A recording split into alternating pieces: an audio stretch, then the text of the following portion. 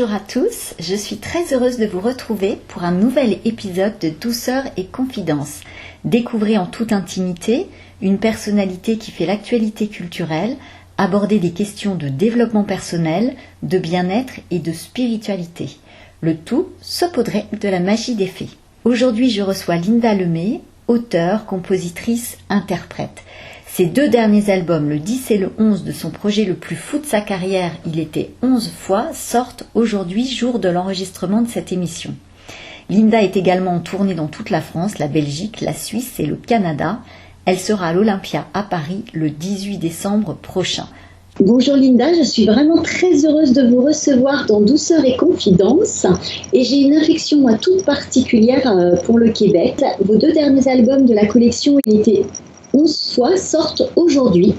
Entre le rêve et le souvenir, chanson de mes débuts et le baiser de l'horizon, clôture ce projet incroyable. Moi je dirais quelle créativité Linda. En tout cas je vous souhaite beaucoup de joie et de rencontres lumineuses avec ce nouvel accouchement. Et je voulais savoir un petit peu comment était né ce projet. Il a été inspiré par votre papa. C'est une forme d'exutoire pour vous finalement? Oui, j'ai ressenti un genre d'urgence d'écrire après le décès de mon papa. J'avais comme beaucoup de choses qui m'habitaient, beaucoup de questions qui hantaient ma tête. J'avais une soif de réponse et c'est vrai que lorsque j'écris des chansons, c'est un petit peu thérapeutique pour moi. Donc, je dresse un portrait de ce qui se passe au niveau des émotions. Et puis là, j'observe et puis on dirait que ça m'aide, ça me guide un peu. Donc, c'est un petit peu ce qui s'est passé lorsque j'ai eu envie de créer Il était 11 fois.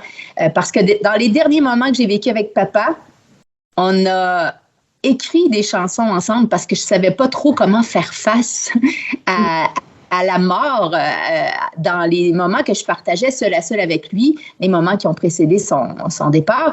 Alors, moi, mon réflexe, ça a été de me réfugier dans la création. Et comme ça, pour s'amuser, papa me lançait des rimes et moi, je m'amusais donc à les placer dans certaines chansons que j'ai créées et qui ont été le tout début de toute cette aventure-là de 11 albums où est-ce que il y a 11 thèmes d'aborder, mais les principaux thèmes sont la fin de vie, le deuil, la mort. Donc, ce passage à l'autre étape.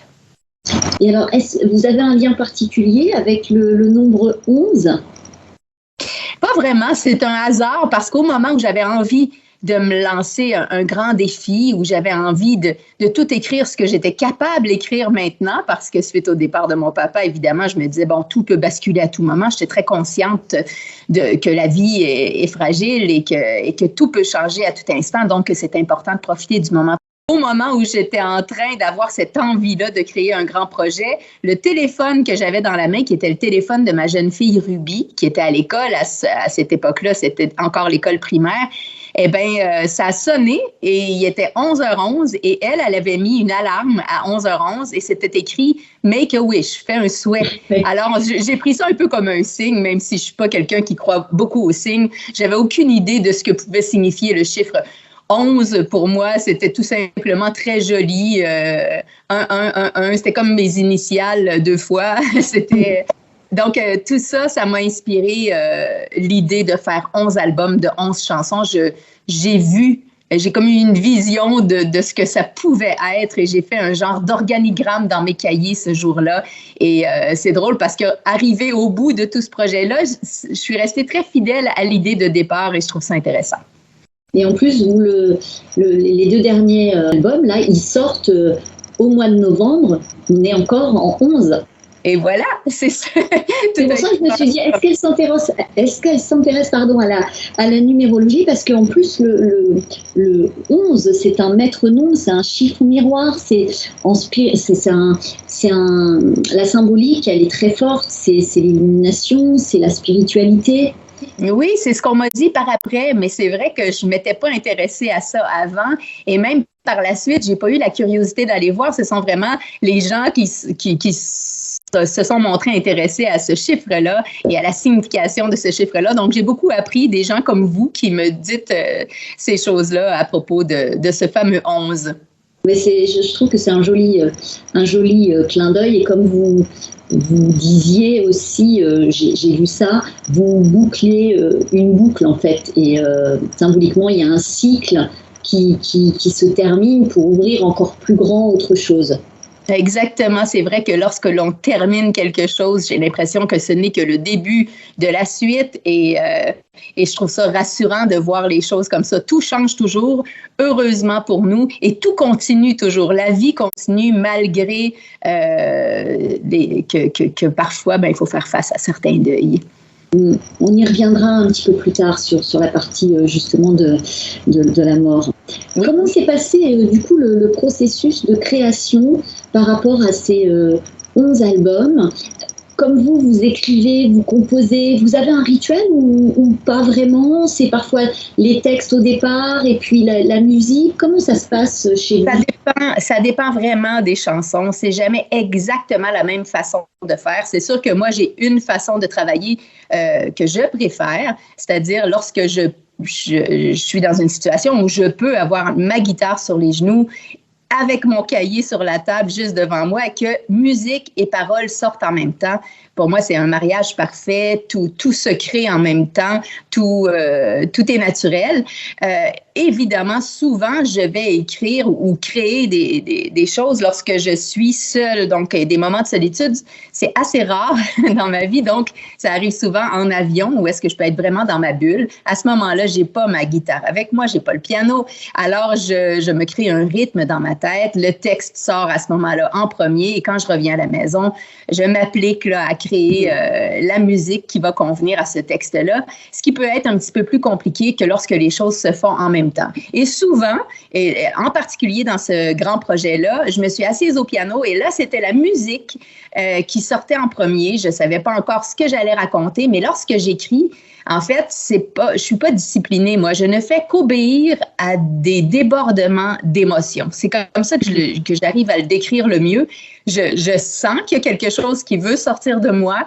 Je ne sais pas exactement ce que ça va être. Je me laisse surprendre par ce qui tombe sur le papier, par ce qui sort comme musique et tout ça. Et je me laisse bercer, je me laisse vraiment surprendre. J'aime ça, la surprise. Et arriver au bout de ma chanson et me dire, je savais même pas lorsque j'ai commencé à l'écrire que ça allait arriver à cette conclusion-là. Et c'est un peu ce qui s'est passé aussi avec le projet au complet de 11 albums. Je savais pas exactement de quoi serait fait le 11e album. J'ai laissé tout le projet me guider vers ce que ça a donné et ça a donné finalement un retour aux sources, un hommage à mes parents, un retour à la toute simplicité et tout ça. Donc, l'album le plus tendre que j'ai pu écrire de ma vie. Et alors, quel message voulez-vous transmettre à travers ces 2 derniers albums et puis cette collection en général? Est-ce que c'est que finalement tout est possible quand on y croit? Est-ce que c'est un hymne à la vie? Oui, c'est vraiment que tout est possible quand on y croit. Je pense que c'est un petit peu ce que je voulais me prouver parce que ce grand projet-là était complètement fou, je dois l'admettre. J'ai toujours été fière un peu de ma folie aussi. Et quand on calcule ce que ça demande de temps de faire des albums, quand on veut bien les faire comme je voulais bien les faire, d'écrire des chansons, de les peaufiner, ça ne marche pas vraiment de penser que 11 albums de 11 chansons, c'est faisable à l'intérieur de 1111 jours. Et pourtant, j'y ai cru, je le sentais, je l'ai vu dans ma tête, j'ai vu que ça allait exister. Et je sais qu'à partir du moment où je suis capable de visualiser quelque chose dans ma tête, ça existe déjà un petit peu. Alors, j'ai fait confiance à la vie. Et ça, c'est la phrase que je dis à peu près le plus souvent à mes 2 filles. Il faut faire confiance à la vie. La vie va nous mener là où est-ce qu'on doit être. Alors, quand je me suis lancée dans ce grand projet-là, je me suis dit aussi, si jamais je n'arrive pas au bout à l'intérieur de 1111 jours, c'est une possibilité. Et je m'offrais cette liberté-là aussi de dire à un moment donné, tu vois, la vie ne m'a pas permis de me rendre au bout. C'est comme ça. J'aurais fait des blagues avec ça. J'aurais dit, j'ai pas réussi, j'ai pas été capable. J'aurais dédramatisé comme je le fais toujours, d'ailleurs, dans mes chansons ou en spectacle et tout ça. J'aime dédramatiser avec beaucoup d'humour. C'est ce que j'aurais fait, mais la vie m'a surprise et m'a permis de me rendre au bout de ce grand projet-là et d'être fière de ce que j'ai accompli. Et si on pense à ce que je veux lancer comme message à travers ça, il n'y a pas vraiment de message. C'est quelque chose de très, très égoïste à la base. Lorsque j'écris, je me fais plaisir, je m'émeus moi-même avec mes textes, je me fais rire. Et après ça, le cadeau, c'est d'arriver sur scène et de débarquer avec toutes ces chansons-là qui ont juste envie de vivre et de vivre encore mieux sur scène. Et puis après ça, ben, c'est le début d'une longue vie pour toutes ces chansons-là que je viens de mettre au monde. Et souvent, mes chansons, ce ne sera pas des réponses, ça va être des questions que je me pose. Et puis ensemble, tout le monde ensemble, à force de se les chanter, ces chansons-là, on finit, on dirait, par être guidé vers des réponses qu'on se trouve selon la vie qu'on a. C'est aussi une façon, quand vous dites faire confiance à la vie, c'est aussi une façon de lâcher prise finalement. Oui, ça, j'ai appris ça beaucoup dans la deuxième partie de ma vie parce que je me suis un petit peu égarée là, à la fin de la quarantaine. Ça n'a pas été facile. J'étais toujours entre deux voyages. J'avais vécu des belles histoires d'amour qui m'ont donné des filles extraordinaires, mais il y avait des choses qui n'étaient pas réglées dans ma vie personnelle. Bref, j'ai vécu un petit passage à vide où est-ce que je me suis retrouvée dans l'obligation d'arrêter de faire des spectacles, de fouiller à l'intérieur de moi, voir où est-ce que j'étais un petit peu brisée, où est-ce que les fils s'étaient déconnectés pour arriver à me soigner. Je l'ai fait et je me suis retrouvée et donc, à partir de la cinquantaine, là, et plus j'avance dans la cinquantaine, là, maintenant j'ai 57 ans, vraiment, je sens que j'ai à l'intérieur de moi cette jeunesse-là, cette capacité d'être aussi spontanée qu'à mes 20 ans, à mes 23 ans, lorsque j'avais tout approuvé, que je me sentais inspirée, que je voulais émouvoir justement avec les textes que j'aimais écrire, avec les musiques que j'aimais créer. Je me sens cette même jeunesse-là dans ma façon de créer aujourd'hui parce que je me suis retrouvée. J'ai retrouvé la petite fille à l'intérieur de moi qui n'a pas beaucoup changé au fil des années finalement. Le corps vieillit, mais à l'intérieur, on est pas mal fidèle à nous-mêmes. Et quand on est bien dans ce qu'on est, ben c'est le fun de demeurer bien dans ce qu'on est, de ne pas se perdre. Et du coup, on est créateur de nos vies. On détient tous finalement les clés de notre chemin, non? C'est ça aussi. Oui, ben souvent on cherche beaucoup à l'extérieur ce qu'il faut aller chercher en dedans. Je sais qu'on se le fait dire, c'est très cliché. Puis on a beau se le faire répéter parfois pendant des décennies, on s'obstine à toujours chercher à l'extérieur une satisfaction, à toujours mettre le blâme sur ce qui se passe à l'extérieur de nous quand les choses se passent pas bien et dire oui, mais là, c'est parce que le malheur me court après. Regardez, c'est parce que on me comprend pas. Je suis complètement incomprise. Finalement, c'est nous-mêmes qui ne nous comprenons pas assez bien pour réussir à briller de nous-mêmes puis donc, quand on fait un petit temps d'arrêt comme celui que j'ai fait, puis une vraie remise en question, ça fait vraiment du bien d'aller fouiller à l'intérieur, puis de se rendre compte que ce qu'on cherche un peu partout, désespérément, bien, on l'a déjà à l'intérieur de soi. Tout est là, puis tout est beaucoup plus simple que ce qu'on peut penser par moment. Et ça, c'est souvent lié aussi à tout ce qu'on peut vivre, à nos croyances limitantes, en fait, à la partie... c'est plus l'ego, en fait, qui lui, est toujours en recherche, en demande, en approbation, finalement, parce que quand on est à l'écoute de notre cœur, et moi, j'aime employer le mot âme, je ne sais pas si âme, c'est un mot qui vous parle. Ben oui, l'âme, c'est ce qu'on est. C'est ce qu'on est quand on est tout nu, quand on est complètement nu. Et ça, c'est la vérité de ce qu'on est. Puis c'est vrai que c'est un peu flou, tu sais, quand on est dans la vie de tous les jours, puis qu'on a nos responsabilités et tout ça, puis qu'on court un peu partout, puis on oublie un petit peu de prendre soin de notre âme. Puis c'est humain de faire ça. Tout à fait. Il n'y a pas un parcours de vie, je pense, où est-ce qu'on ne s'égare pas un petit peu. C'est presque impossible. Je veux dire, l'humain est ainsi fait, mais c'est le fun de savoir qu'on peut se relier, se reconnecter. Ouais, il y a des façons de se reconnecter. Moi, j'ai eu peur parce qu'à un moment donné, quand ça allait pas bien, tu te sens impuissant. Tu te dis, ben là, finalement, le monde se porterait presque mieux si j'étais plus là. Il y a des moments là, de déprime où est-ce qu'on peut arriver à penser qu'on n'est plus utile, qu'on n'est plus nécessaire, que finalement les autres font mieux que nous, que notre absence ne nuirait à personne. Quand on arrive à un point dans notre vie où est-ce qu'on doute de nous à ce point-là, c'est clair qu'il faut se soigner. Et moi, je suis la preuve vivante, en tout cas, que les fils peuvent se reconnecter. Et ça, c'est important que les gens qui traversent une passe difficile, comme on dit, là, c'est important de savoir que ça peut redevenir confortable. L'âme peut se soigner.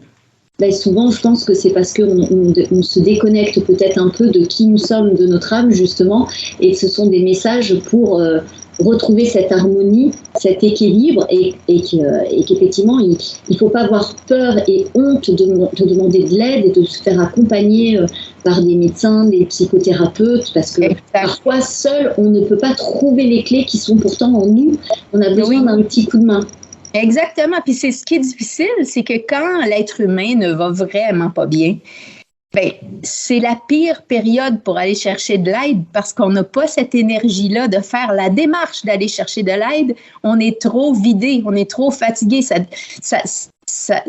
ressemble à une montagne. C'est trop, alors que c'est là qu'on en a besoin, puis c'est là qu'il faut faire la démarche. Et c'est pour ça que quand on réussit il faut pas s'isoler, parce que souvent, c'est des gens qui nous aiment le plus autour, qui vont finir par nous aider à peut-être faire cette étape-là, là, de trouver de l'aide. Mais il faut se laisser aider là, pendant qu'on se sent fragile.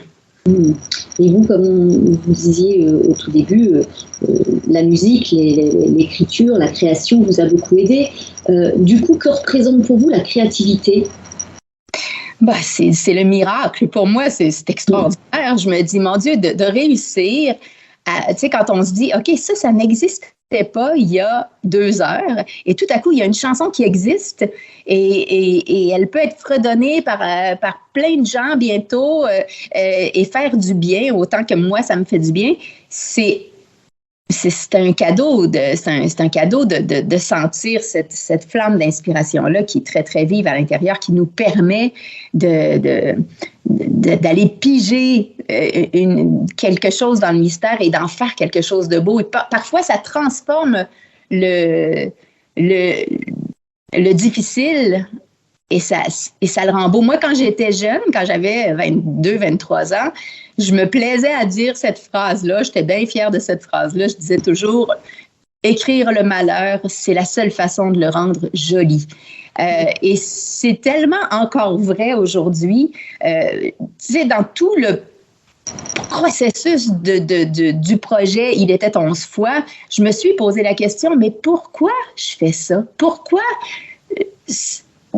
j'ai ce réflexe-là de décider de choisir un drame, de le décortiquer en poésie, d'en faire de la musique et puis après ça, de partager ça, même si souvent c'est très, très dur les mots que je vais choisir dans ma poésie et tout ça.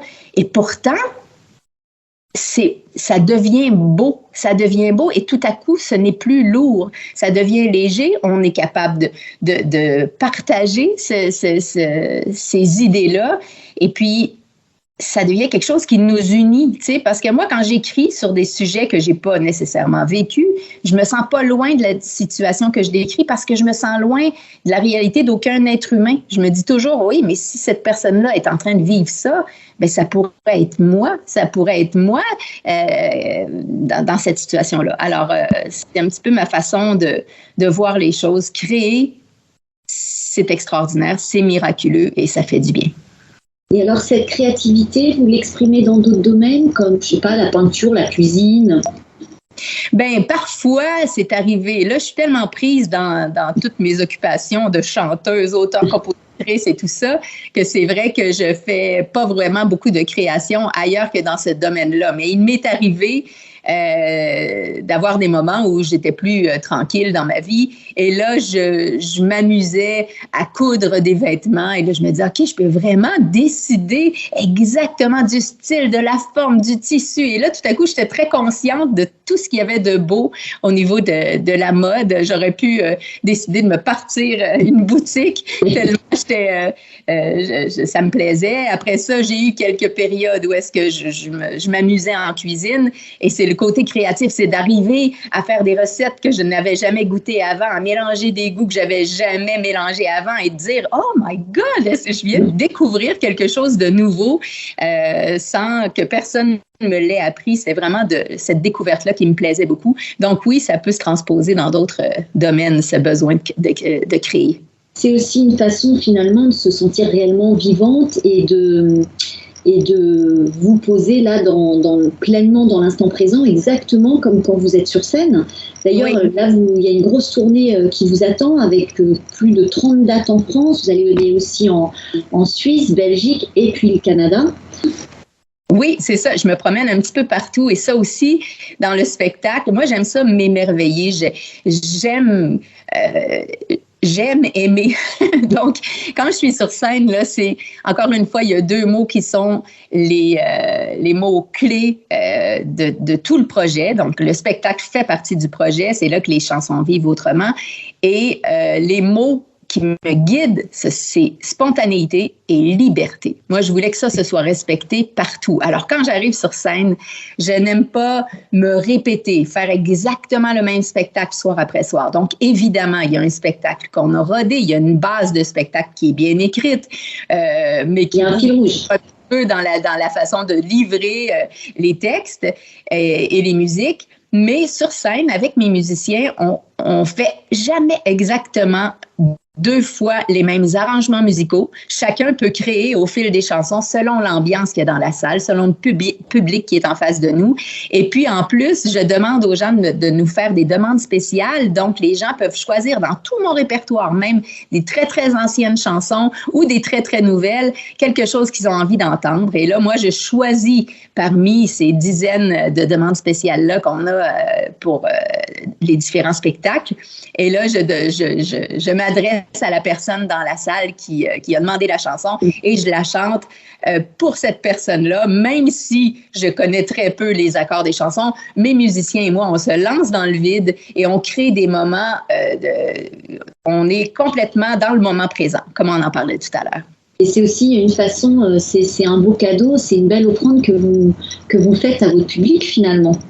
Oui, c'est un cadeau que je leur fais, puis un cadeau que je me fais aussi parce que on se laisse surprendre par l'émotion qui monte quand on a à peu près oublié une chanson et que tout à coup, on l'interprète devant des centaines de personnes, des milliers de personnes devant nous.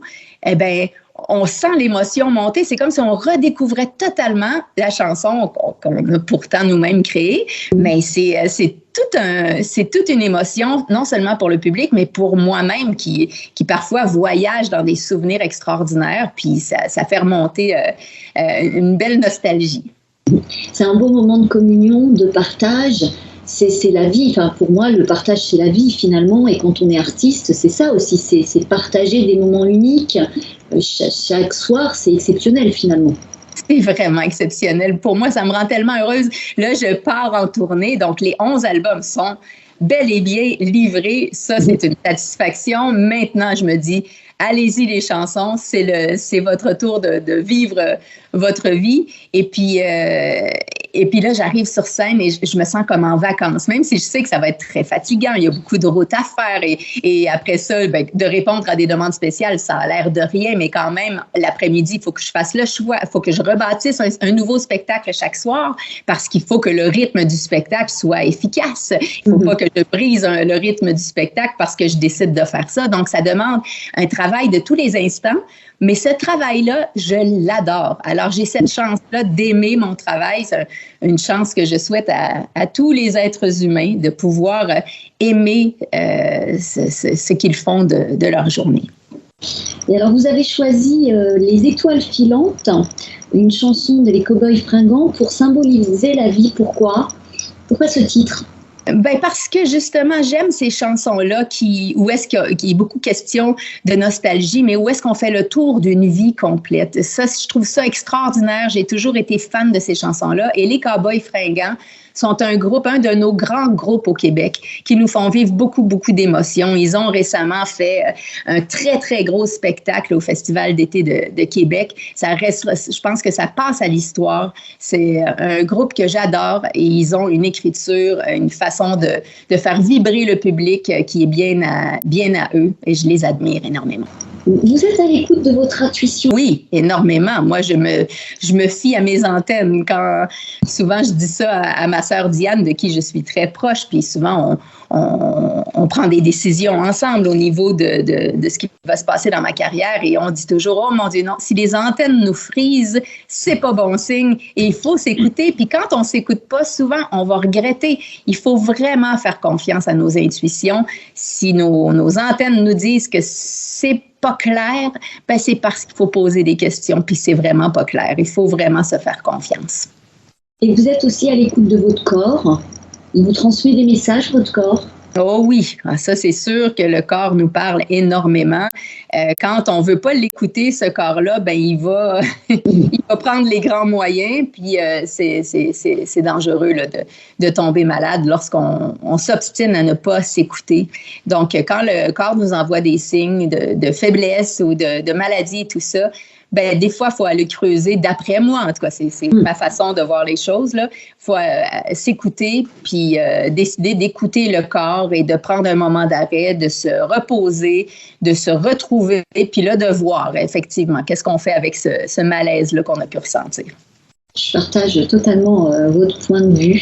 Oui. Notre corps nous transmet des messages. Je pense que notre âme essaie de nous communiquer et quand parfois, effectivement, le mental est trop dans une routine, une course effrénée, il ne sait plus écouter, il ne sait plus écouter notre âme, en fait, notre essence même. Exactement. Bon.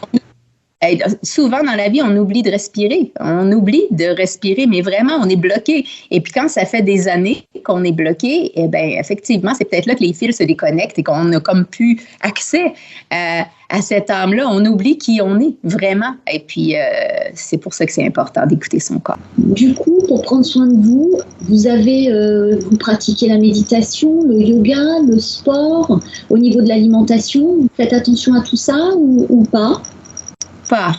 Je devrais, mais c'est vrai que la vie va vite et puis que parfois, je suis loin d'être parfaite. Hein, donc, je suis la première à oublier de respirer, puis je suis la première à avoir tendance à me perdre un petit peu. Puis je dois me ramener à mes convictions, me dire, ah, c'est vrai. Alors, regarde-toi, Linda, observe-toi.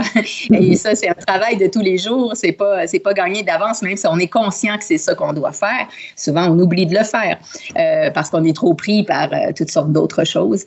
Mais ce que j'aime faire, qui est ma méditation, mais que je ne peux pas faire tout le temps, et ça, j'espère pouvoir recommencer à le faire plus régulièrement, c'est le trapèze volant.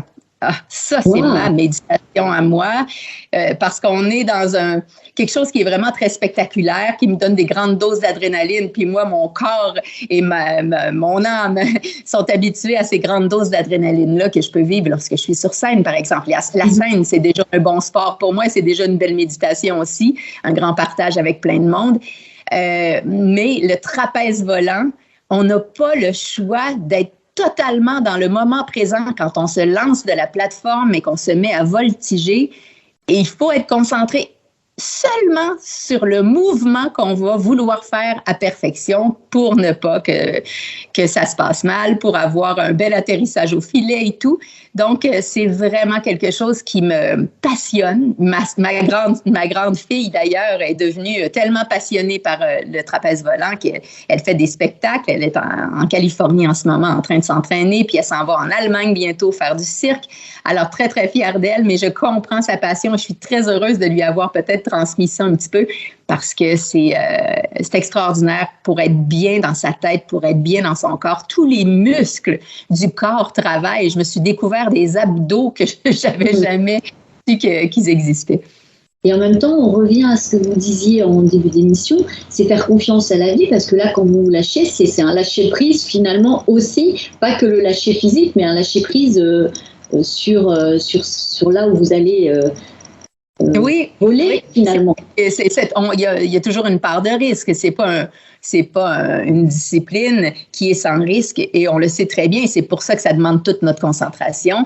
Puis en même temps, on ne pense pas nécessairement au danger. Lorsqu'on s'amuse à faire ça, c'est qu'on fait confiance. On fait vraiment confiance à la vie. On lâche prise. On fait les choses de notre mieux. Puis après ça, on se dit tout va bien aller et tant que le mouvement n'est pas fini, il ne faut pas penser dans notre tête « Ah non, je l'ai raté ».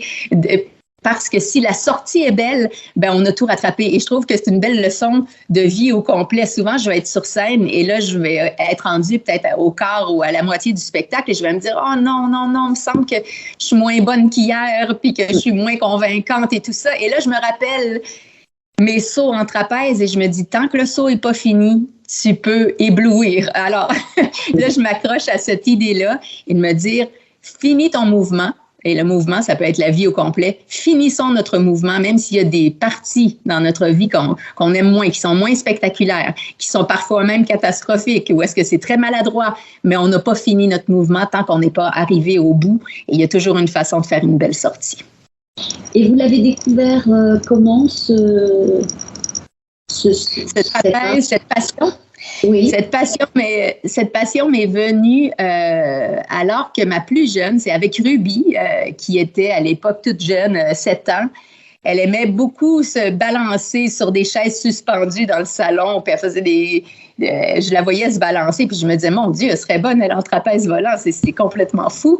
Et elle avait vu aussi un film, je me rappelle pas exactement c'était lequel, un film animé où est-ce qu'il y avait des animaux qui faisaient du trapèze volant, puis elle s'est montrée très intéressée. Donc, j'ai fait une petite recherche sur Internet, savoir où est-ce qu'on pouvait apprendre à faire ça, du trapèze volant. Et il y avait un endroit, donc pas trop loin de chez nous, et on est allé s'inscrire et on a commencé ça ensemble, ma plus jeune fille et moi. Et c'est elle qui a abandonné, mais finalement, c'est la grande sœur qui, elle, à l'époque, était une ado, était là derrière son écran, puis elle voulait pas trop bouger. Alors, j'ai dit, non, Jessie, tu viens avec nous, même si tu n'en fais pas, viens voir, viens vivre l'expérience juste avec tes yeux, puis tu verras. Mais je tiens à ce que tu viennes. Puis moi, j'ai jamais été autoritaire comme maman. Je pense que c'est une des seules fois où j'ai vraiment été autoritaire. J'ai dit non, je te donne pas le choix, tu viens avec nous. Et tu vois, ça a été vraiment le coup de foudre pour elle.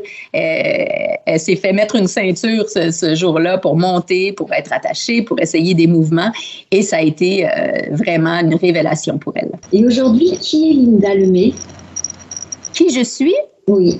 Une créatrice. Je suis une maman à la base, là, depuis que j'ai cette chance-là d'avoir créé justement les 2 plus beaux êtres humains du monde. Ça, c'est ma plus belle création. Mais je suis une créatrice et ce que j'aime, et comme on le racontait tout à l'heure, même si je n'avais plus la capacité d'écrire des chansons, je pense que je trouverais des façons de créer autre chose, que ce soit sur des toiles, avec de la peinture, que ce soit en cuisine, que ce soit avec des tissus. J'aime créer ce qui n'existe pas encore. J'aime me laisser éblouir par tous ces miracles-là qui sont possibles. J'aime croire à l'impossible et le rendre possible. Alors, j'allais vous poser la question, êtes-vous à l'écoute de votre enfant intérieur, mais vous y avez répondu tout à l'heure en disant que vous étiez à l'écoute de cette petite Linda finalement. Oui. Oui, c'est ça. Hein? Oui, la petite Linda qui pourtant, quand j'étais plus jeune et que j'avais pas osé plonger dans le monde qui m'entourait encore, j'étais très solitaire. Et je suis sûre que peut-être dans un avenir pas trop loin, je peux retourner un petit peu plus à cette solitude-là dans ma façon de vivre les choses, de faire les choses. Et quand je retrouve la petite Linda, c'est vrai qu'elle est toujours aussi timide et réservée. Je suis pas quelqu'un de... J'étais un petit peu... c'est ça, dans ma bulle. Comme on le disait lorsque j'étais petite, je ne suis pas surprise que dans certains moments de ma vieillesse, je retrouve cette façon d'être dans ma bulle. Et est-ce qu'elle vous parle, cette petite Linda? Qu'est-ce qu'elle vous dit? Elle me raconte plein de belles choses.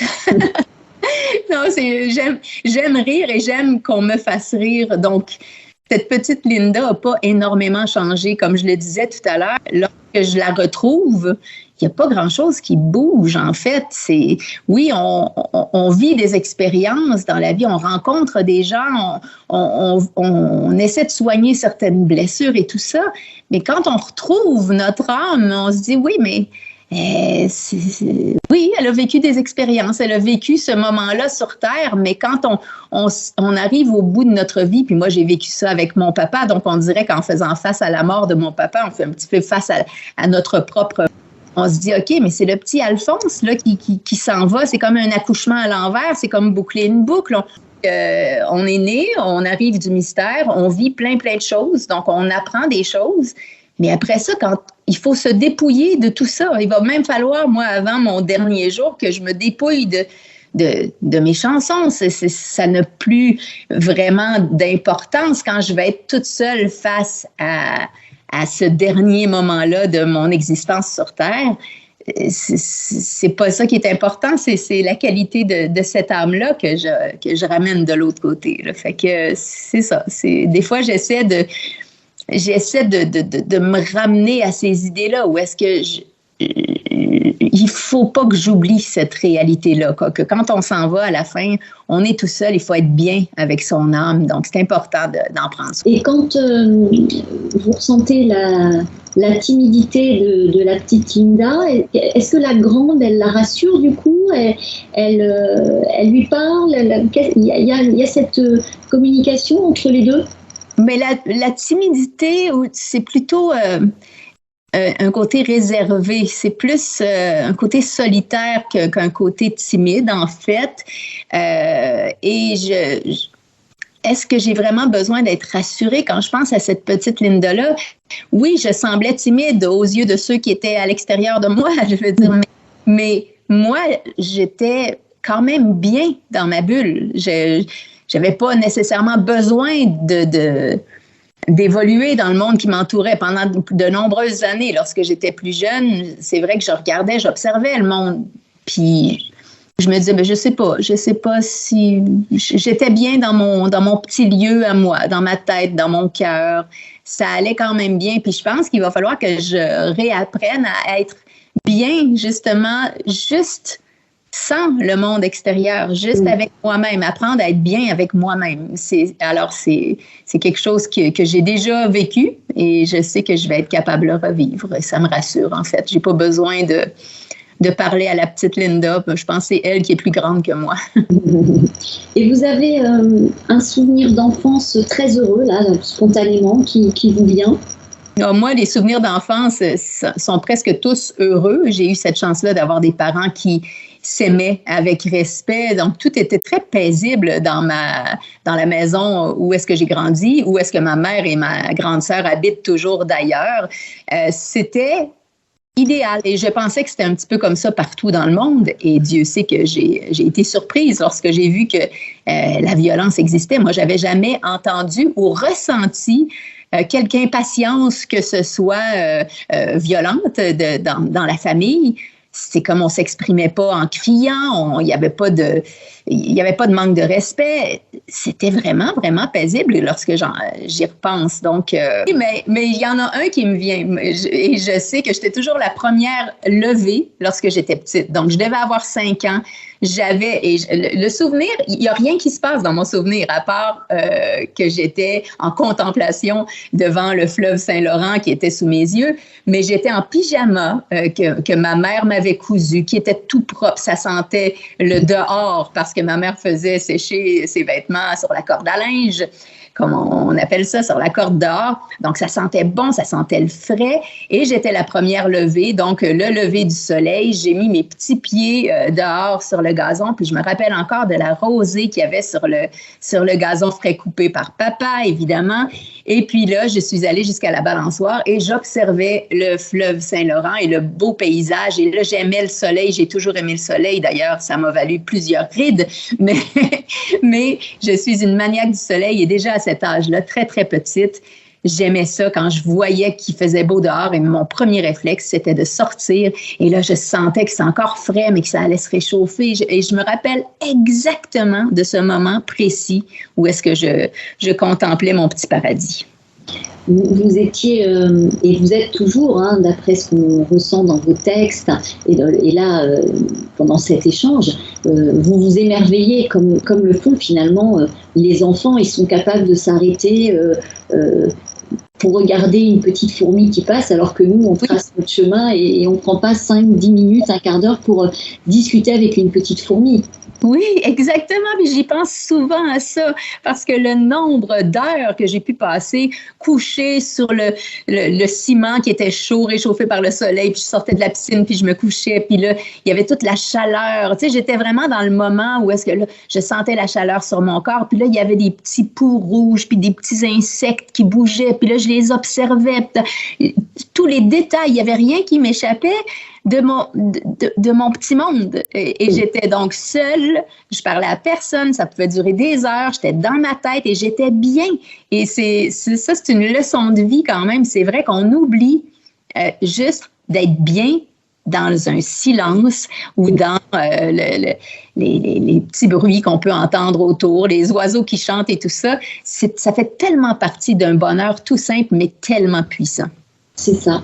On est un tout avec le vivant, en fait, sous toutes ses formes. Et on l'oublie trop souvent. Oui, puis c'est pour ça que là, j'ai la chance aussi. Mais je suis une personne chanceuse. Des fois, on ne réalise pas toute la chance qu'on a, mais d'avoir un chalet. Et puis, dans ce lieu-là, souvent, on va être déconnecté, on s'empêche d'utiliser Internet et tout ça, et on est dehors, puis là, il y a les arbres, il y a toute cette belle énergie-là. L'eau, moi, je suis une fille d'eau. D'ailleurs, on parlait de sport que j'aime faire. J'en ai pas fait depuis plusieurs années parce que par manque de temps avec le projet que je me suis lancé, mais là, je vais pouvoir me remettre à ça, donc faire des sports nautiques, faire du ski, de la planche, des choses comme ça, derrière le petit bateau, ou tout simplement d'aller en paddleboard sur le lac et puis de prendre le temps d'écouter la musique de ce c'est jamais silencieux, c'est toujours plein de musique, la nature. Tout à fait. Quand vous disiez que vous étiez dans vos bulles déjà enfant, vous écriviez? Vous aviez un journal intime? Quand j'étais petite, oui. Toujours... C'est ma première passion, c'était écrire. Je savais que j'aimais écrire. J'écrivais des poèmes. Ça a été la première forme d'écriture. Après ça, quand je suis arrivée à l'adolescence, j'étais fan de Johnny Hallyday. Moi, donc, quand je commençais à faire de la musique un petit peu, à tenter des premières chansons dans ma tête de jeune fille, je disais, je pourrais les envoyer au fan club de Johnny Hallyday, puis ils pourraient les chanter. Donc, c'était un peu parce que je me connaissais aucun talent de chanteuse lorsque j'étais petite. C'est arrivé vraiment là, au début de la vingtaine où est-ce que je me suis rendu compte que j'avais une petite voix. Ma mère et mon père, gentils et généreux comme ils sont, m'ont dit... parce qu'un commentaire de nos parents peut nous détruire comme il peut nous construire. Et moi, j'ai eu cette chance-là d'avoir ces parents extraordinaires qui m'ont dit, oui, c'est vrai, Linda, tu n'as pas une grosse voix, mais quand tu chantes, il y a une émotion qui passe. Et ils me l'ont dit avec tellement ils étaient sûrs d'eux. Alors, ça m'a donné confiance en moi. Et puis... toujours, ça a résonné dans ma tête. Et lorsque j'ai commencé ma carrière, je disais aux gens, bon, écoutez pas ma voix, écoutez mes textes. C'était ça. Je me disais, je suis une raconteuse, ça n'a pas d'importance, même si j'ai pas une grosse voix, même si je tiens pas mes notes longtemps. Et finalement, je me suis rendu compte aussi qu'une voix, ça se travaille, que, bon, il y a des muscles comme ça qu'on peut travailler et qui font en sorte qu'on peut s'améliorer comme chanteur, comme interprète. Alors, tout ça, bon, j'ai bien travaillé ça, mais c'est le seul moteur que j'avais pour le travailler, c'était l'émotion. Si l'émotion passait, je savais que c'était gagné. Et vous avez choisi Mistral gagnant de Renaud pour symboliser l'enfance. Oui, Mistral gagnant. Je trouve que, encore une fois, on se parle, tu sais, souvent, quand je parle d'enfance, je pourrais parler de la vieillesse, puis ça ressemblerait à ce qu'on parle quand on parle d'enfance. Donc, pour moi, tout est lié, qu'on parle d'enfance, qu'on parle de vieillesse, qu'on parle qu'on parle de nostalgie, on peut parler d'avenir. En fait, tout est lié, tout est toujours lié. Donc oui, Mistral gagnant, pour moi, c'est une chanson sur l'enfance, mais c'est une chanson sur la vie au complet, en fait, et sur la transmission et sur la beauté des relations parents-enfants. C'est quelque chose qui me touche énormément, d'autant plus que j'ai eu cette chance-là de chanter devant Renaud sa chanson Mistral gagnant lors d'une émission, et puis j'ai vu briller dans ses yeux l'émotion dans mon interprétation. Ça m'a tellement touchée. C'était un des grands moments là, de ma vie, de rencontre avec un des artistes que j'aime beaucoup, beaucoup. Donc, cette rencontre-là avec Renaud. Quel regard posez-vous sur votre chemin, sur votre parcours? Vous avez plus de 30 ans de carrière, plus de 4 millions d'albums vendus, des récompenses honorifiques tant en France qu'au Québec. Oui. Le regard que je pose là-dessus, c'est beaucoup de fierté, de satisfaction de savoir que si aujourd'hui les gens connaissent mon nom, ben c'est pour les bonnes raisons. C'est parce que je fais ce que j'aime faire et ce que je partage comme création, ben j'en suis fière. C'est vraiment, je voudrais pas faire autre chose. Je me suis pas dénaturée au fil de mon parcours. Donc ça, c'est une grande fierté pour moi. Lorsque je repense à tout ça aussi, je suis une maman de 2 belles grandes filles qui sont heureuses et qui ont reçu, je pense, je leur ai enseigné la passion, et ça, je trouve que cette passion-là qui peut nous habiter, peut nous aider tellement à passer par-dessus toutes les épreuves que la vie peut nous mettre sur notre chemin. Alors, je suis très fière de les voir aussi belles et passionnées par, entre autres, les mots. Les deux sont des amoureuses de la musique et des mots. Alors, ça me rend fière beaucoup, beaucoup de me reconnaître en elles. Ça, c'est la plus grande des fiertés. Quand on évoquait le titre de votre collection et le nombre 11, vous avez dit que vous ne croyiez pas trop aux signes. Vous écoutez les clins d'œil de la vie, la synchronicité? Oui, ben en fait, j'aime pas être, comment on dit ça, superstitieuse. Je me rappelle que, tu sais, les chiffres, je connais pas la signification, même le 11, je me suis pas attardée là-dessus. C'est pas quelque chose qui m'intéresse tant que ça. Sauf que parfois, il y a certains chiffres qui vont me marquer, je sais pas pourquoi, mais le chiffre 41 était mon chiffre chanceux depuis toujours. 41, c'est mon chiffre chanceux. Et donc, c'est devenu à un moment donné une superstition que quand l'heure passait à 42, c'était signe de malchance. Il fallait pas que je regarde tant que ça tombait pas à 43. Donc, genre de petit problème psychologique. Et puis, à un moment donné, j'ai accouché de ma deuxième fille. Il était 6h42. Et là, il a fallu que je me débarrasse je me rappelle sur le coup, j'avais dit à l'infirmière ou au médecin, j'avais dit, ah non, écrivez 43 ou écrivez 41. Non, on peut pas, madame. Donc, là, il a fallu que je fasse face à mon problème de superstition et je me suis dit, tiens, c'est une très, très un très beau moment pour me débarrasser de cette folie-là. Donc, c'est ma fille Ruby qui a réussi, par son arrivée, à faire en sorte que je me soigne. Pour moi, la superstition et les signes, c'est vraiment deux choses différentes. Hein. Ah oui, hein? La superstition, ouais, c'est avec les signes de la vie. Pour moi, c'est un cadeau que nous font. Ça peut être nos chers défunts de là-haut, nos guides spirituels, moi, mes amis les petites fées, ou la vie avec un grand V finalement, et que c'est toujours un joli éclairage. Et puis il y a différents supports, comme vous disiez, avec les chiffres. Ça peut être moi effectivement avec les plaques d'immatriculation. Ça peut être, je m'interroge, je me pose une question. Sur une décision que je dois prendre, je vais allumer la télé. Dans le dialogue, on va me donner la réponse. Oui, mais c'est sûr que je dis que je ne crois pas vraiment beaucoup aux signes, mais je vais être la première à voir un urubu dans le ciel puis à penser que c'est papa qui vient me dire bonjour. Puis chaque fois parce que mon père, avant son décès, il observait beaucoup ces aigles-là, ces grands oiseaux noirs à tête rouge et tout ça. Et puis, il se demandait comment ces oiseaux-là se sentaient. Et quelques semaines après son décès, il y a un urubu qui était posé sur mon balcon. J'ai jamais vu depuis, et je n'avais jamais vu avant, un urubu sur mon balcon. C'est quand même impressionnant comme bête, là. Alors, évidemment, aujourd'hui, j'ai un urubu qui est tatoué sur mon bras. Alors, c'est un signe auquel je crois. Et chaque fois qu'il y a un urubu qui s'approche de moi, qui passe dans le ciel, puis qui descend lorsque je suis en voiture ou lorsque je suis sur le lac ou quoi que ce soit, je dis toujours « Ah, allô papa, allô papa ». Puis là, ma fille Ruby, elle me ramène sur terre en disant « Maman, c'est un oiseau ». Et là, je trouve ça très drôle. Oui, vous prenez ça quand même comme un joli clin d'œil de votre papa. Oui. La mort, justement, vous l'avez définie de manière très, très poétique. J'ai lu ça, n'est qu'une virgule qui fait partie d'une éternelle phrase. La mort est un passage. Exact. Le départ de votre père a donc été un vrai déclic, ce que vous disiez au tout début, pour prendre conscience de la continuité finalement de la vie, parce que moi j'aime appeler ce passage terrestre une parenthèse terrestre en fait, mais la vie elle est en continuité. Oui, exactement. C'est ça que je trouvais insultant sur le coup. Lorsque papa est décédé, je voyais que la vie continuait, puis je me sentais fâchée, choquée de voir que comment on peut se permettre de continuer de vivre comme si de rien n'était, que ma mère ramasse les verres dans la petite chambre, que la vie continuait, et ça m'a insultée sur le coup. Et plus tard, donc ça a pris des semaines et des semaines et même des années à me rendre compte que oui, mais c'est ça qui est rassurant, c'est que la vie continue, peu importe, il n'y a pas une mort qui va faire en sorte que la vie va s'arrêter. La vie, elle continue, elle est plus forte que tout. Et ça, c'est quelque chose qui rassure.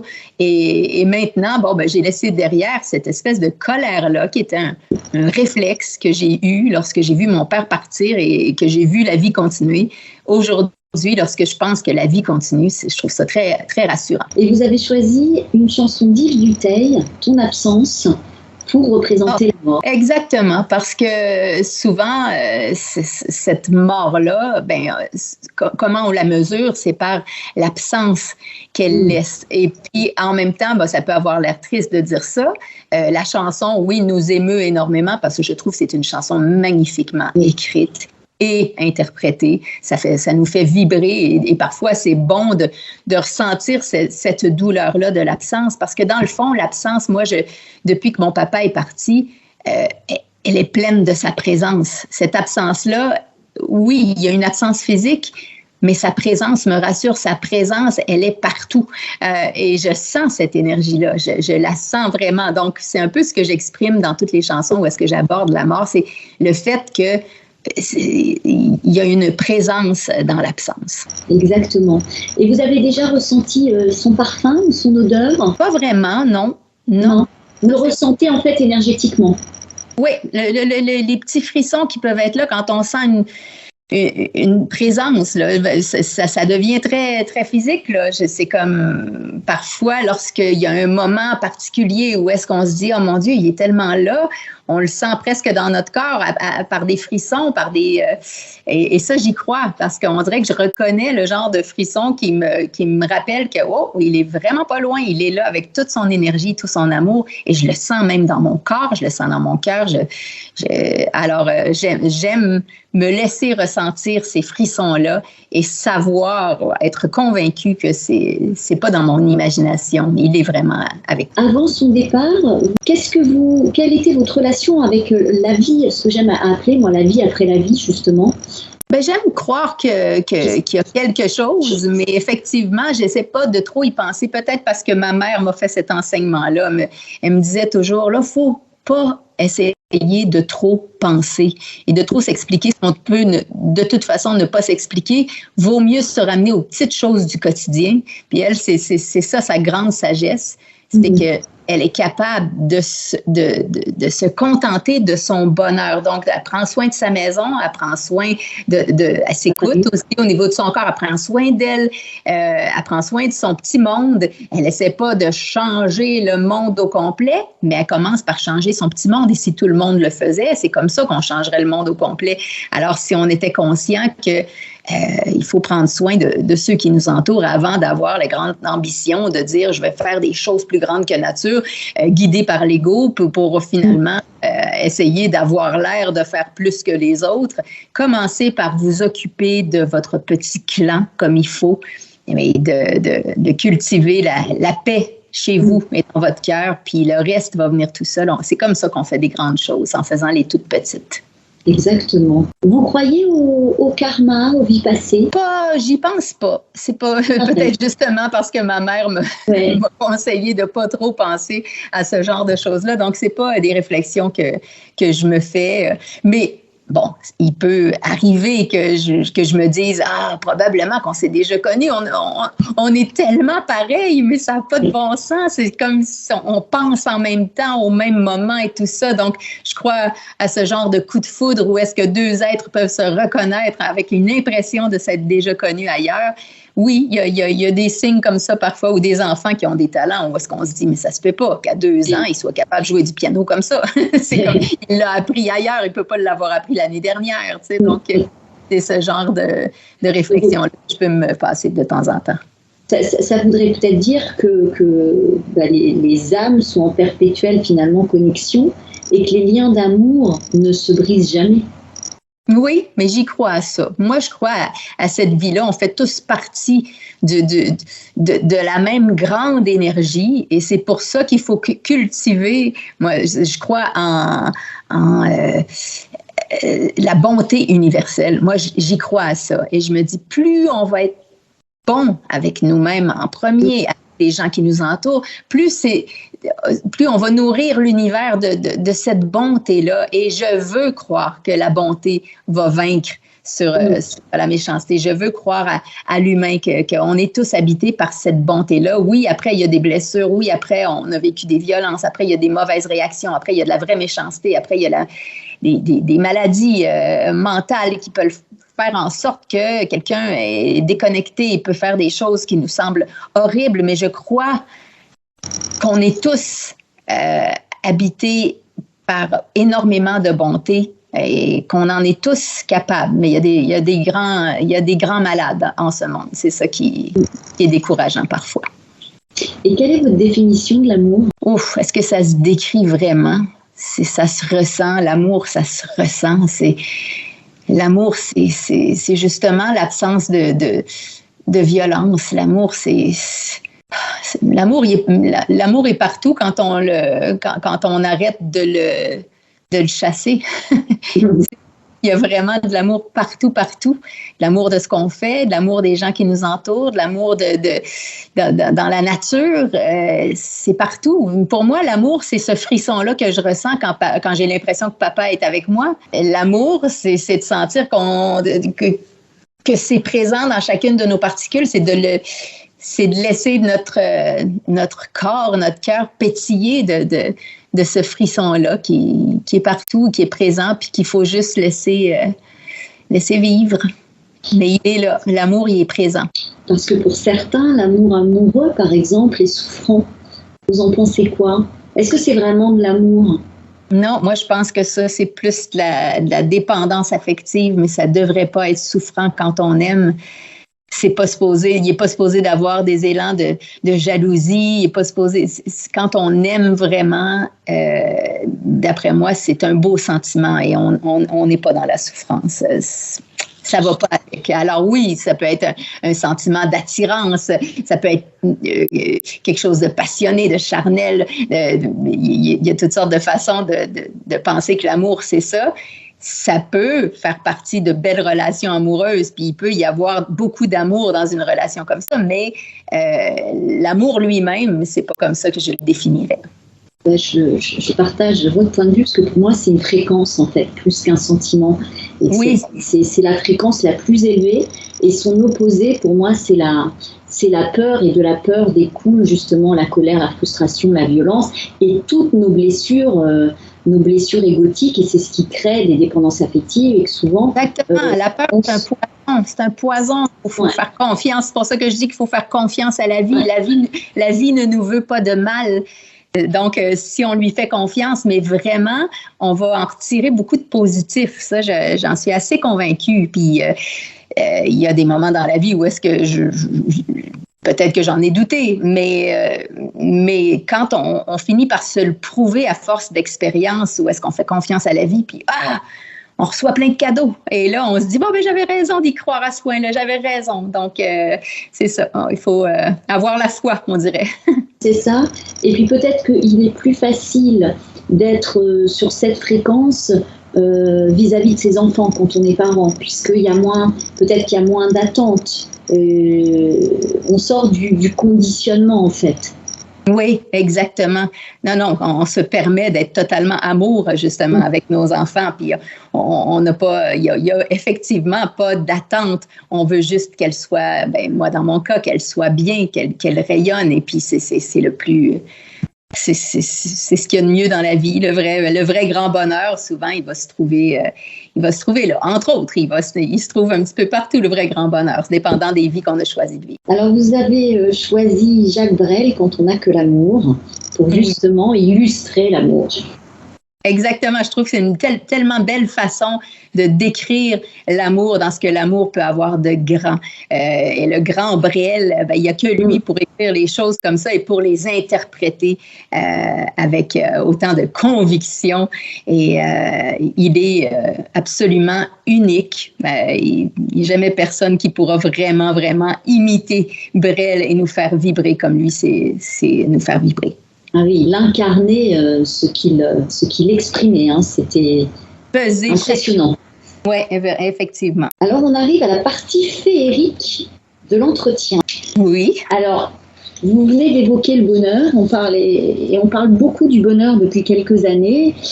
Je trouve qu'on entend tout et presque n'importe quoi sur le bonheur. Que signifie-t-il pour vous le bonheur? Mais encore une fois, c'est de séparer des mots qui vont tous ensemble. Que ce soit l'amour, que ce soit le bonheur, que ce soit la vie. Pour moi, c'est lié. Donc, c'est encore là, le bonheur, ça peut être de sentir qu'on est, comme on dit, sur notre X. Quand on sait qu'on est fidèle à nous-mêmes, il est là, le bonheur. C'est pas plus compliqué que ça. C'est quand on sait qu'on est qui on aime être et qu'on est fier d'être et qu'on se sent utile. Le bonheur, c'est peut-être ça aussi, de dire, je me sens utile. Je sens que ce que je fais, ça fait du bien au monde dans lequel je vis. Alors, à ce moment-là, on est complet et on peut avoir n'importe quel âge. Et on se sent utile et qu'on sent qu'on aime et qu'on est aimé, qu'on est en paix. Eh bien, il est là, le bonheur. C'est pas des grands moments tu sais, oui, je pourrais dire, j'éprouve beaucoup de bonheur lorsque je termine un spectacle et que là, je suis applaudie, que tout le monde est debout. Oui, il y a beaucoup d'adrénaline, il y a beaucoup d'amour, c'est extraordinaire. Mais mon bonheur à moi, il est plus profond encore que ça. Il va être là lorsque je suis toute seule et que je vais avoir un rêve que je sais que je peux éventuellement réaliser, puis je vais caresser ce rêve-là, puis ça va être du bonheur dans mon cœur, ça va être du bonheur dans ma vie.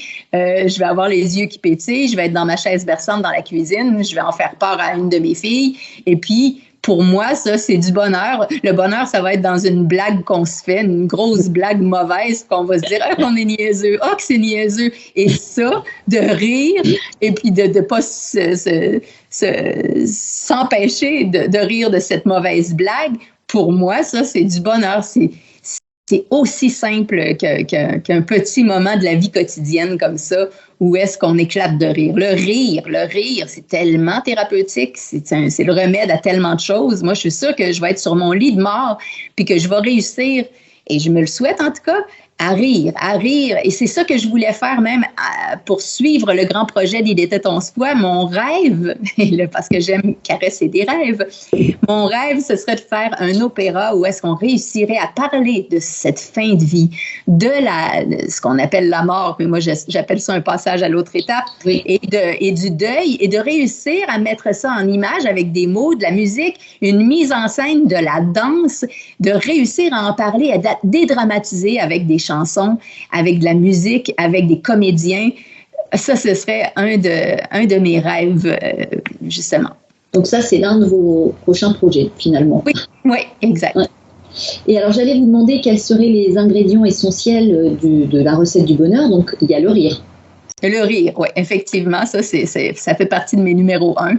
D'ailleurs, le rire fait partie de l'amour, fait partie de la séduction. Le rire fait partie de ce qui nous fait nous sentir bien, même quand on peut pas faire autre chose. Je veux dire, moi, si j'avais plus la capacité d'utiliser mes jambes un jour ou mes bras, mais que j'avais encore la capacité de rire, d'être entourée de gens qui me divertissent, je trouve ça extraordinaire. C'est déjà énorme d'avoir la capacité de rire. Donc, quand il y a des choses qui nous manquent, oui, on peut se mettre à se concentrer là-dessus puis à pleurer, mais on peut choisir aussi de voir ce qu'il nous reste. Et ça, je trouve ça important de le faire.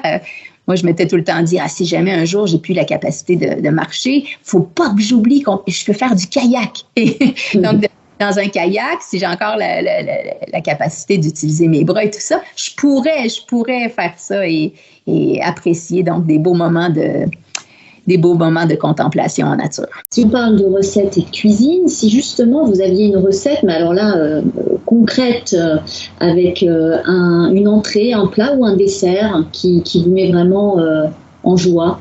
Des vraies recettes, là? Un vrai plat, le nom d'un plat ou d'un dessert ou d'une entrée que vous affectionnez tout particulièrement. Oh mon Dieu, j'aime tout ce qui se mange. Vous êtes tous salés? Je me plais à dire. Je suis une gourmande et on me présente quelque chose qui est joli, puis je vais vouloir déguster, puis je vais avoir la curiosité de découvrir à quoi ça goûte, même si je connais pas. J'aime les textures, j'aime les parfums. Donc, je suis une curieuse. Il n'y a pas un plat que je préfère à un autre. J'adore les sushis, évidemment, quand on se fait des soirées sushis. J'adore les huîtres, mais souvent, les huîtres, je vais les aimer parce que c'est des moments que je partage avec mes filles. Donc, quand on va au restaurant, c'est des moments extraordinaires où on se dit, OK, on va se faire des huîtres avec une petite coupe de champagne. Et pour moi, c'est extraordinaire. Pourtant, c'est peut-être pas ce qu'il y a de plus savoureux dans ma bouche, mais c'est tellement bon et c'est tellement une belle, je sais pas, on se régale. On mange des huîtres et on se régale. On revient toujours à ce partage, en fait. Oui, exactement. Alors, mes amis, les jolies fées ont un petit message à vous transmettre. Est-ce que vous acceptez? Bien sûr. Alors, comme on n'est pas en face à face, il y a 31 cartes. Est-ce que vous voulez choisir un chiffre ou un nombre entre 1 et 30? 11. J'étais sûre que vous alliez me le dire. C'est pas très original, mais c'est le 11, oui.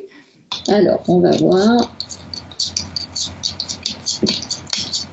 Ah, c'est incroyable. Là, on ne voit pas, il n'y aura pas l'image, mais je vais vous prendre la carte en photo.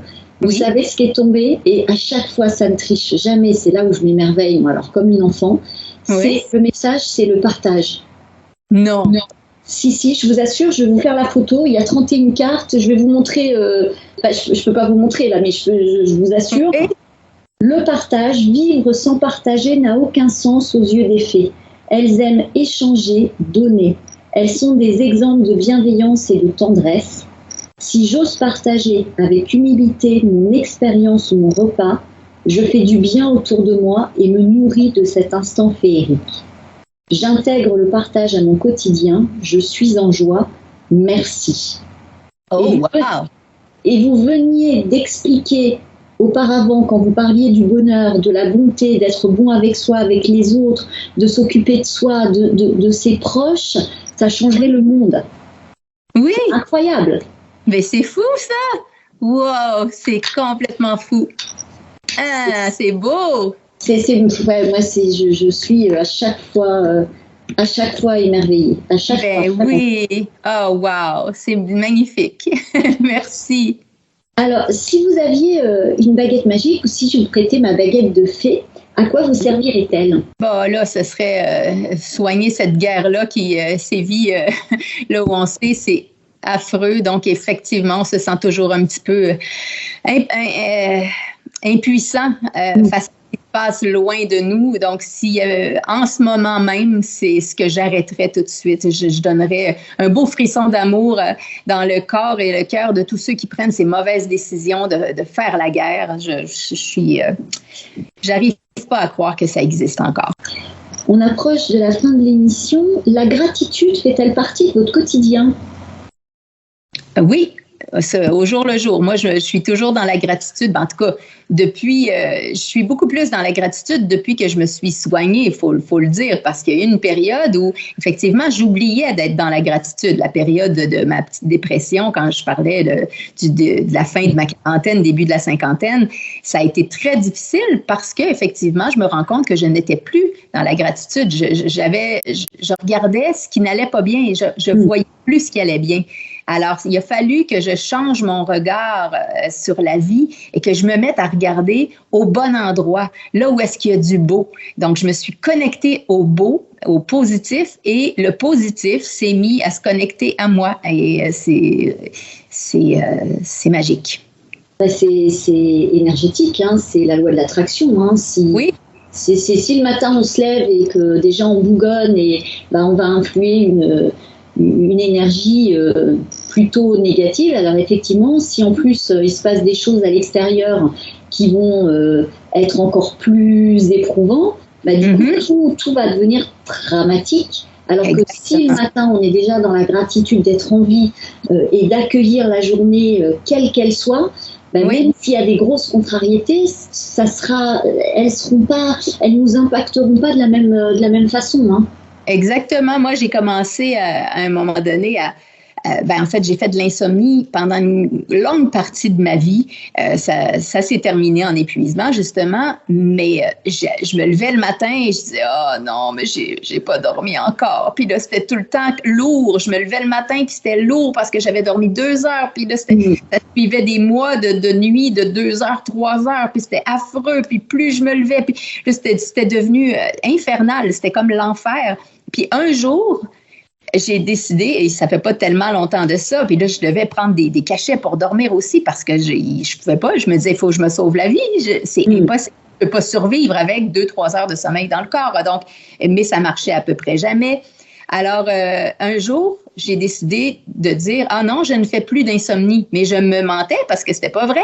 Mais j'ai décidé de mentir aussi à mon entourage qui essayait de m'aider, qui disait « Non, non, elle dérange pas ta mère, laisse-la dormir, elle fait de l'insomnie ». Et j'ai décidé de changer toute cette dynamique-là. J'ai dit « Non, j'en fais plus d'insomnie. Merci, j'ai pas besoin d'aide. Je me lève le matin. » Puis je me disais de toute façon que je dorme ou que je dorme pas, je dors pas de toute façon, aussi bien me lever et vivre mes matins et dire je n'en fais plus d'insomnie. J'ai fini par tellement mentir à mon cerveau à dire que je faisais plus d'insomnie que c'est devenu une vérité et je ne fais plus d'insomnie aujourd'hui, mais c'est à force de le répéter matin après matin, à force de vivre ma vie et de faire des matins qui étaient positifs et de pas montrer que lorsque j'avais pas dormi, j'en parlais pas. Et ça, c'est beaucoup ma fille Ruby qui m'a appris ça parce qu'elle se plaint tellement de rien.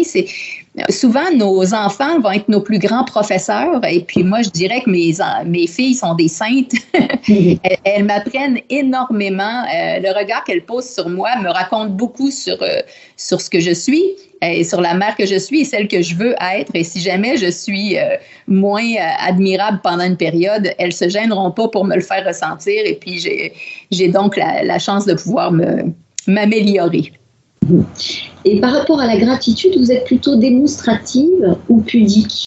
Démonstrative. Ouais. Oui, je suis démonstrative. Moi, j'aime ça partager, donc il faut que je le dise, puis il faut que je le partage avec les gens. Non, mais as-tu vu, c'est tellement extraordinaire. Non, mais... Donc, je suis du genre à partager mon émerveillement. Je vous remercie vraiment, Linda, pour votre confiance et puis pour cette parenthèse empreinte de douceur et de vérité. Merci beaucoup à vous. Ça a été un très beau moment. Avant de nous quitter, je rappelle que vos 2 albums de la collection Il était 11 fois sortent aujourd'hui. Entre le rêve et le souvenir, chanson de mes débuts, et le baiser de l'horizon clôture ce projet incroyable. Vous êtes en tournée dans toute la France avec plus de 30 dates, une halte à Paris à l'Olympia le 18 décembre prochain, mais qui est déjà complet. Vous passerez aussi en Suisse, en Belgique et au Canada. Au plaisir de vous retrouver pour un nouvel épisode de Douceur et Confidence. D'ici là, prenez soin de vous, rayonnez l'amour.